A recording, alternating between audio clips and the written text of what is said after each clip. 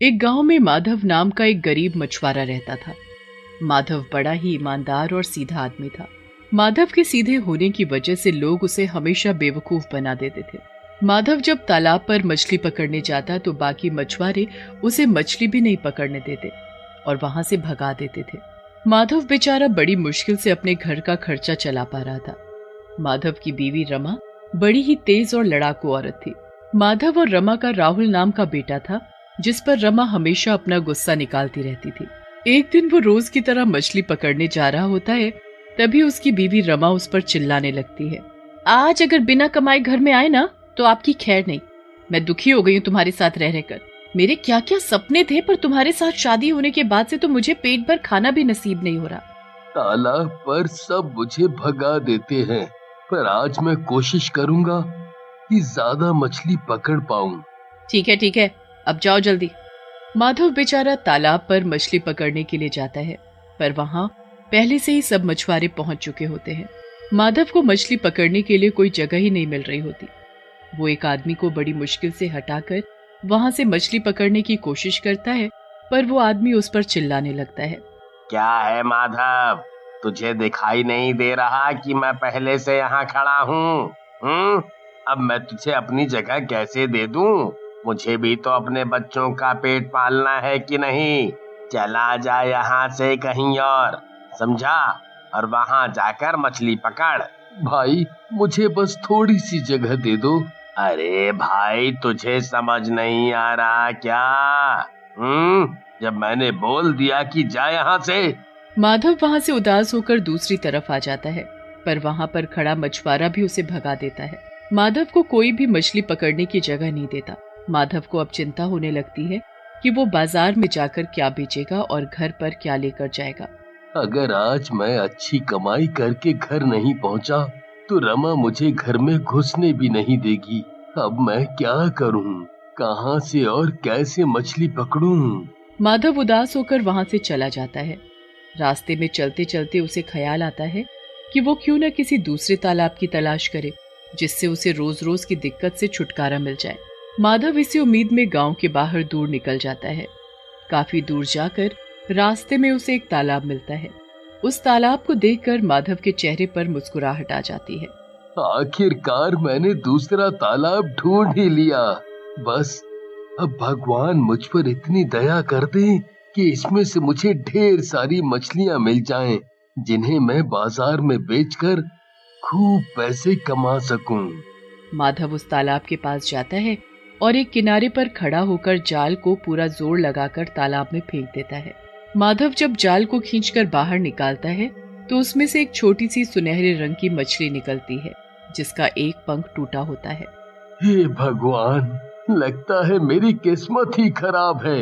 इतने बड़े तालाब में ये जरा सी मछली निकली है। इस छोटी सी मछली को कौन खरीदेगा?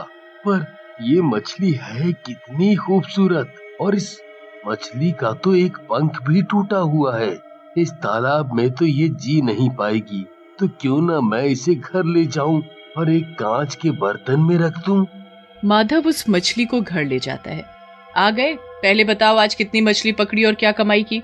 वो रमा, वो मैं मछली पकड़ने गया तो था, पर दूसरे मछुआरों ने मुझे मछली पकड़ने ही नहीं दी। फिर मैं गांव से दूर दूसरा तालाब ढूंढने के लिए चला गया।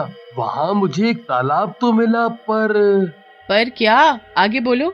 एक ये छोटी सी सुनहरी मछली मिली है, जिसका एक पंख भी टूट रहा है। अब इसका मैं क्या करूंगी? ना तो इसे कोई खरीदेगा और ना इससे हमारा पेट भरेगा। हाँ रमा, पर मैं इसे बेचने या खाने के लिए नहीं लाया हूँ। वो जो एक कांच का बर्तन पड़ा है ना, उसमें पानी भरकर इसे उसमें डाल दूंगा। मेरी तो किस्मत ही फूटी है जो ऐसा पागल आदमी पल्ले पड़ा है। खाने को तो घर में कुछ है नहीं, और ये देखो एक मछली और ले आए हैं। आज घर में तुम्हारे खाने को एक रोटी ही है। मैं जा रही हूँ अब सोने। रमा वहां से चली जाती है, पर माधव कांच के बर्तन में पानी भरकर उस सुनहरी मछली को उसमें डाल देता है। सुनहरी मछली उसमें जाते ही वहां पर तैरने लगती है।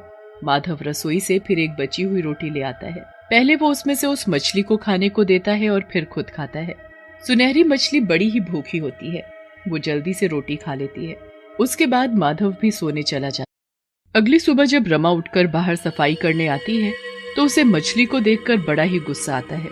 वो उसके पास जाती है और उसे बाहर निकालकर फेंकने ही लगती है कि उसे पानी में कुछ दिखाई देता है।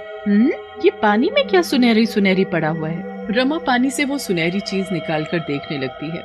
उसे काफी देर देखने के बाद समझ आता है कि वो तो एक सोने का टुकड़ा है। रमा उस सोने के टुकड़े को देखकर खुशी से पागल हो जाती है और जोर जोर से चिल्लाने लगती है, अरे सुनो, जल्दी आओ, ये देखो मुझे क्या मिला है। रमा की आवाज सुनकर माधव जल्दी से भागता हुआ आता है और रमा से पूछता है, क्या हुआ रमा, क्यों चिल्ला रही हो?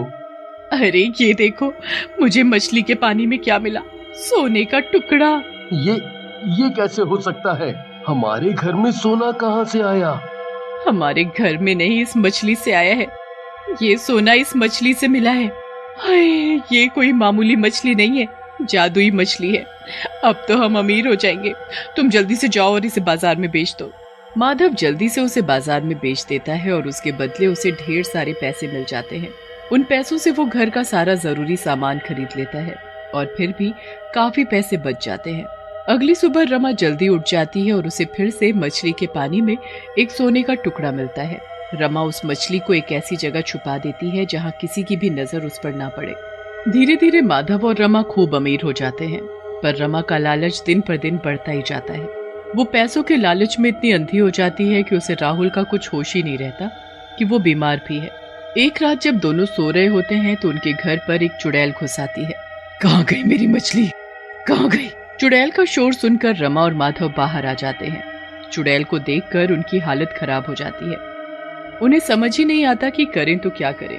वो छुपकर वहां से भागने की कोशिश करते हैं, पर तभी चुड़ैल की नजर उन पर पड़ जाती है। कहाँ जा रहे हो तुम लोग? कहाँ छुपा है मेरी सुनहरी मछली को? सुनहरी मछली? अब तुम्हारी सुनहरी मछली? हाँ, मेरी सुनहरी मछली। बताओ कहाँ छुपा है तुमने उसे? हमारे पास कोई सुनहरी मछली नहीं है। सुनहरी मछली तुम्हारे पास ही है, मुझे सब पता है। ऐसे ही तुम लोग अमीर नहीं हुए हो। मुझे सच सच बता दो, कहाँ है मेरी सुनहरी मछली, वरना मैं तुम दोनों को जान से मार डालूंगी। चुड़ैल के बार बार डराने पर भी रमा उस चुड़ैल को नहीं बताती कि सुनहरी मछली को उसने कहाँ छुपा रखा है। चुड़ैल गुस्से में आकर घर का सामान तोड़ फोड़ देती है, पर रमा इतना होने पर भी चुड़ैल को नहीं बताती कि मछली कहाँ पर है। चुड़ैल गुस्से में आकर राहुल को पकड़ लेती है। अगर अपना बच्चा जिंदा चाहते हो तो सुबह मुझे मेरी सुनहरी मछली उसी तालाब के पास लाकर दे देना। ऐसा कहकर चुड़ैल राहुल को अपने साथ ले जाती है। रमा और माधव उसके पीछे पीछे भागते हैं, पर चुड़ैल राहुल को वापस नहीं करती। मेरा राहुल, मेरा बच्चा, मेरे राहुल को वापस ले आओ। नहीं नहीं, मुझे नहीं चाहिए सोना, मुझे राहुल चाहिए। अगर उसने मेरे राहुल के साथ कुछ गलत किया तो हमारा क्या होगा? सुबह तक वो चुड़ैल हमारे राहुल को कुछ नहीं करेगी, और अब तुम दुखी मत हो, हम दोनों उसे बचा लेंगे। उसके बाद रमा अपने कमरे में रोते हुए चली जाती है और माधव उस सुनहरी मछली के पास जाता है। माधव उस सुनहरी मछली के पास काफी देर तक बैठा रहता है। वो उस मछली के ऊपर बहुत गुस्सा करता है, क्योंकि उस मछली के कारण ही वो चुड़ैल उनके बच्चे को ले जाती है। माधव ये भी जानने की कोशिश करता है कि आखिर उस मछली में ऐसा क्या है जो वो चुड़ैल उस मछली के लिए इतनी पागल है। उसके तुरंत बाद ही वो रमा के पास जाता है। तरीका ऐसा है कि तुम्हें अपनी ऐशो आराम की जिंदगी और अपने बच्चे में से किसी एक को चुनना पड़ेगा। ऐसा क्या तरीका है जी? तुम बस सोच लो रमा कि तुम ऐसा कर पाओगी या नहीं। तुम्हारे पास सोचने के लिए पूरी रात है, पर मुझे सुबह ही जवाब चाहिए। रमा माधव की बात सुनकर सोच में पड़ जाती है। वो पूरी रात इसी के बारे में सोचती रहती है, और जब सुबह होने पर माधव रमा से पूछता है कि उसे पैसा चाहिए या राहुल, तो रमा राहुल को चुनती है। माधव को यह सुनकर बड़ी ही खुशी होती है। माधव थोड़ी देर बाद राहुल को अपने साथ ले आता है। राहुल को देखकर रमा उसे गले से लगा लेती है और खूब रोने लगती है। मेरा बच्चा, मेरा राहुल। अब हमारा राहुल सही सलामत वापस आ गया है। अब कभी किसी चीज का लालच मत करना। हाँ, मुझे सब समझ आ गया है, पर आपने ये सब कैसे किया? मैं कल रात उस मछली के पास गया तो मुझे ये पता चला कि चुड़ैल की जान उस मछली में है। मैंने उस मछली को ही मार डाला और उस चुड़ैल की भी तभी मौत हो गई। मैं जब सुबह तालाब पर गया तो राहुल वहीं बैठा था। रमा को अब अकल आ जाती है। उसके बाद वो कभी लालच नहीं करती और सब खुशी खुशी